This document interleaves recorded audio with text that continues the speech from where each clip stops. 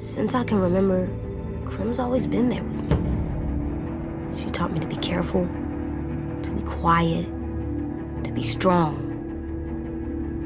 to always aim for the head. Well, here we are again. Another chapter in the saga of The Walking Dead draws to a close. Another group of developers and artists embarking to parts unknown in pursuit of work.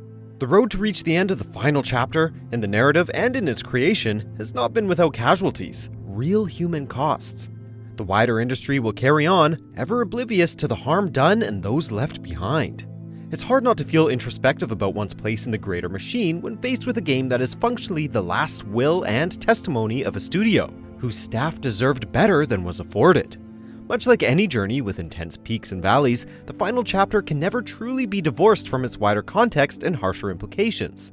But that doesn't mean it can't still be powerful in its own right. After all that's happened, it's still hard to imagine. Welcome to MojoPlays, and this is our review of The Walking Dead: The Final Chapter, Episode 4, Take Us Back. You want to rename it? Yeah, that guy. Before we begin, we publish new content all week long, so be sure to subscribe and ring the bell to get notified about our latest videos. Amid the carnage wreaked during last episode's boat detonation, Clementine and her fellow survivors begin the long and harrowing trek back home. Little time passes, however, before the ramifications and actions of old start catching up to the group, necessitating quick reactions and hard calls. AJ, still with me? So it is that the episode marches at a determined pace towards its pivotal moment, a choice taken out of the player's hands in the name of making a decisive statement about character growth.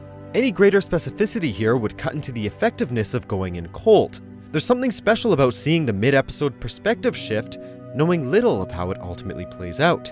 It's worth noting, for the record, that Take Us Back wavers a bit in its first half from some sluggish pacing and ever so slightly jarring exposition.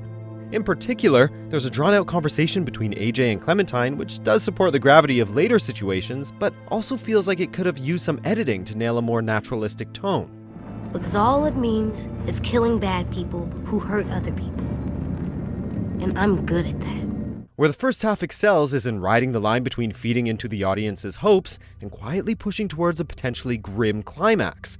A confrontation atop a bridge swarmed by walkers quickly descends into violent anarchy, the moans of the dead clashing with the cries of the living. It helps to remind us of how improved the game's engine is from past Telltale endeavors, especially with regards to presenting near seamless transitions from action beat to action beat. Then the turning point comes, and, well, to say it's a gut punch would be to downplay exactly how hard it hit our reviewer, Kurt. Truly, Take Us Back comes into its own after the jump, making use of a rather clever interface and perspective shift to keep tensions high.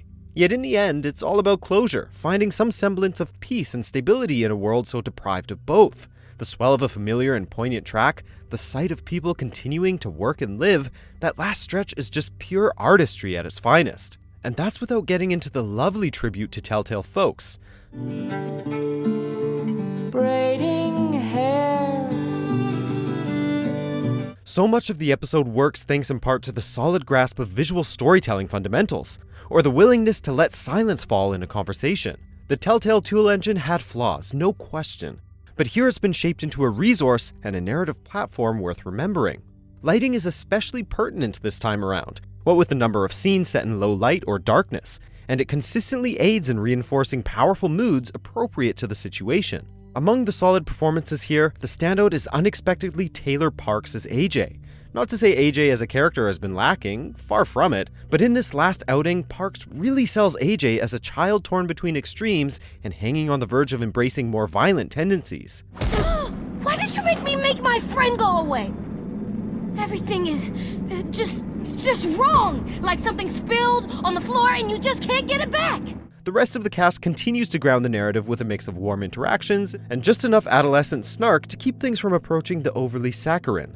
That said, the tone overall is decidedly more on the optimistic side as the episode closes out, something the assembled performers help convey quite well. That's a pretty good. Better than the ground. Seeing The Walking Dead through to its end, warts and all, brings with it a kind of melancholy not wholly coherent without further unpacking.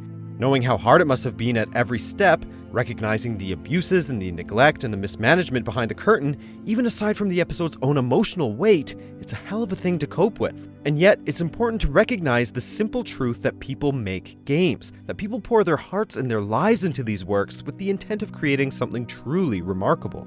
I couldn't believe you were really dead. I had to try and find you. You did find me. The Walking Dead, the final season, is remarkable. It is a reminder of that which drives the core of this franchise: humanity's struggle to not only survive, not only thrive, but to be better in the face of total devastation. It's a triumph in the face of adversity. It's a bittersweet farewell to characters and places to which we'd grown attached. Thank you, Telltale, for everything. Atop the crags and cliffs, the air is thin.